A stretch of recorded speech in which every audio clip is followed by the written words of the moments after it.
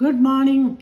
இன்றைக்கி உடுப்பி ரசம் எப்படி பண்ணுறதுன்னு காமிச்சு தரேன். இதுக்கு வேண்டிய பொருட்கள்: தக்காளி, பருப்பு, கொத்தமல்லி வரை, மிளகாய், ஜீரம், வெந்தயம், தேங்காய் எண்ணெய், கடுகு, உப்பு, பெருங்காயம், வெல்லம், கொத்தமல்லி, பச்சை மிளகாய், புளித்தண்ணி. ஒரு கடாயில் தேங்காய் எண்ணெய் ஊற்றி தனியா, வெந்தயம், ஜீரகம், கருவேப்பிலை, மிளகாய் வத்தல் போட்டு நல்லா வறுத்துங்கோ. சோந்தான அடுப்பு அடிச்சுடுங்கோ. பெருங்காயத்தை போட்டு நல்லா மிக்ஸ் பண்ணுங்கோ.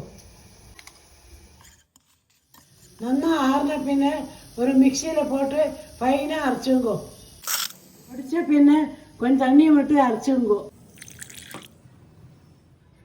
அதே கடாயில் தேங்காய் எண்ணெய் ஊற்றி கடுகு, பச்சை மிளகாய், கருவேப்பிலை தாளிச்சுங்கோ. கடுகு வதக்க ஆரம்பிக்கிறோன்னே தக்காளியை போட்டு வதக்கிங்கோ. ஒரு 2 நிமிஷம் வதக்கிட்ட பின்ன உப்பு, மஞ்சள் பொடி போட்டு வதக்கிங்கோ. தக்காளி குழஞ்ச பின்ன புளித்தண்ணியும் வெல்லம் போட்டு நல்லா கொதிக்க விடுங்கோ. பச்சை வாசனை போனோடனே வேக வச்ச பருப்பும் கொஞ்சம் தண்ணியும் ஊற்றி நல்லா கொதிக்க விடுங்கோ.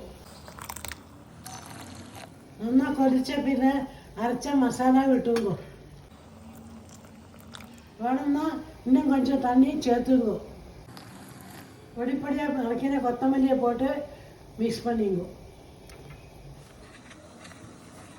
இந்த மாதிரி நுழைச்சி வந்தோடனே அடுப்பை அணைச்சிடுங்கோ. சுவையான உடுப்பி ரசம் ரெடி. நீங்களும் ட்ரை பண்ணி எப்படிக்கு சொல்லுங்கோ. பாய்.